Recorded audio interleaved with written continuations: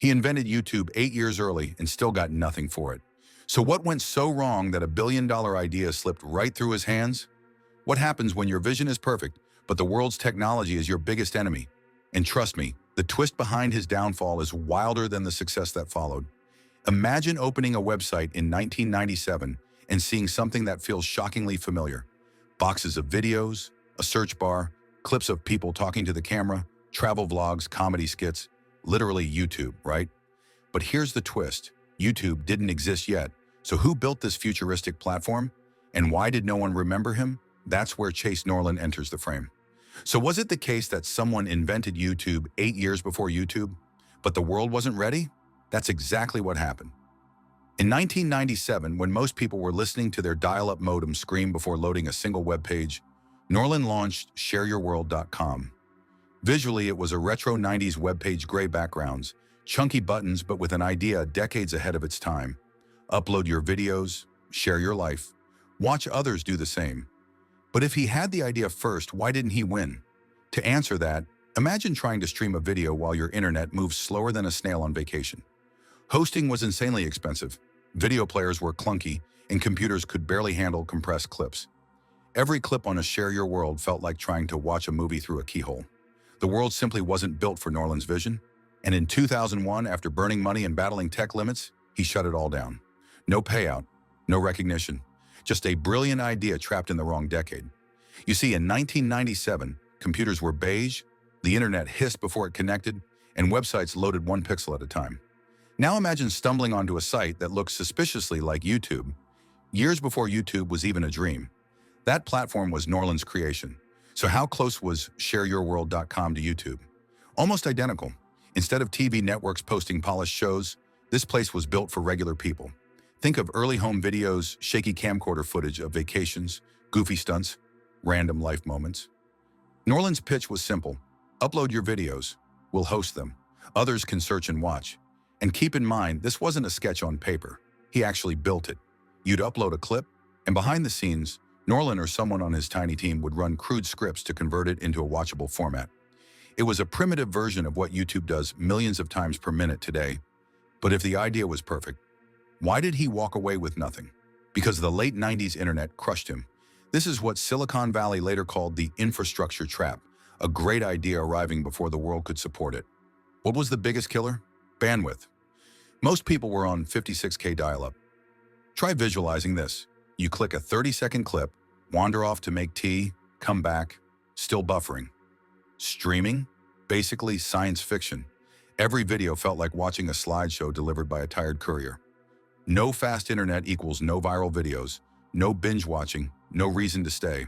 And if slow internet wasn't bad enough, what else went wrong? The format war. Before Adobe Flash existed, online video was chaos. Imagine clicking a video and getting hit with a pop-up saying you needed to download Real Player. Then another site demanded QuickTime. Another wanted Windows Media Player. It was like every video spoke a different language. Icons of 3 outdated players would pop up with red error signs, each incompatible with the other. Now imagine being a user on Share Your World. You upload a clip in Real Video, but the viewer only has QuickTime. Result? A blank screen, no playback, no views, high friction, high frustration, zero virality, and just when you think things couldn't get worse, there was another problem that even fast internet couldn't have solved. Hosting costs.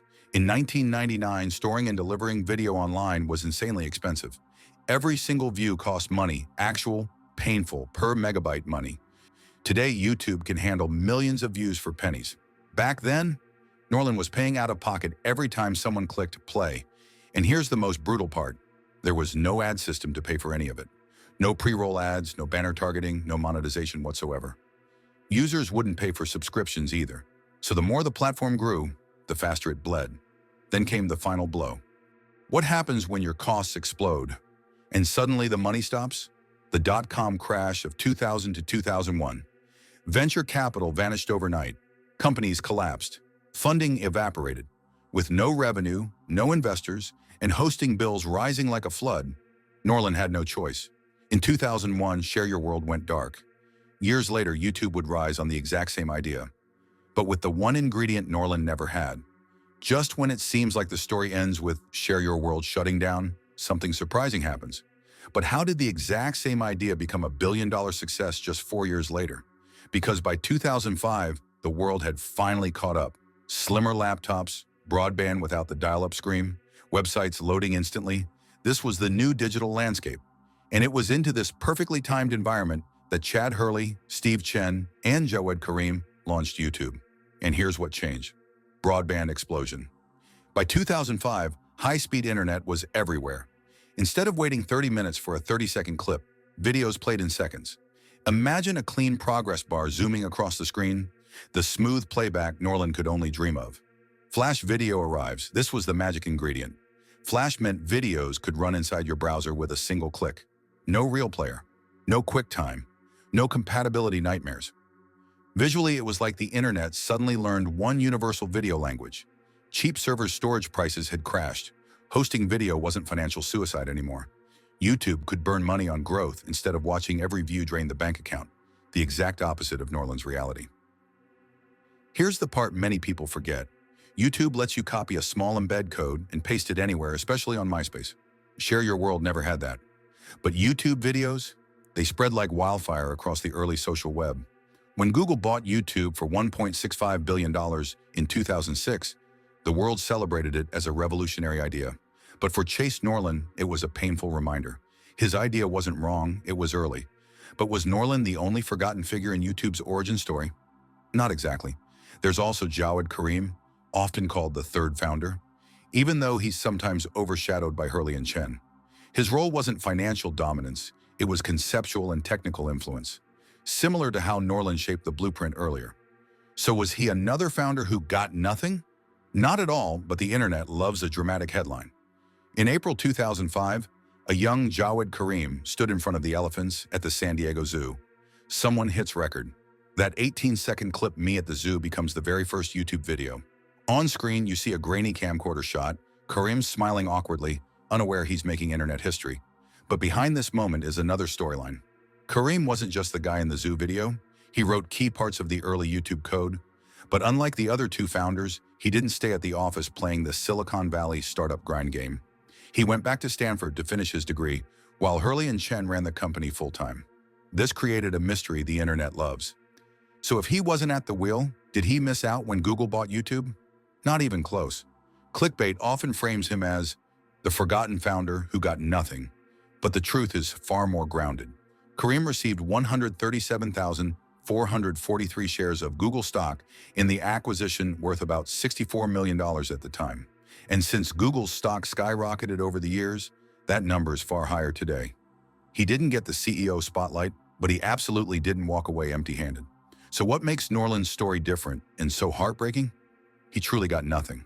Not because he lacked vision, not because his idea was flawed, but because nature, technology, and economics teamed up against him. Slow internet, fragmented video formats, astronomical hosting costs. The world simply wasn't ready. This is the pioneer's paradox in action.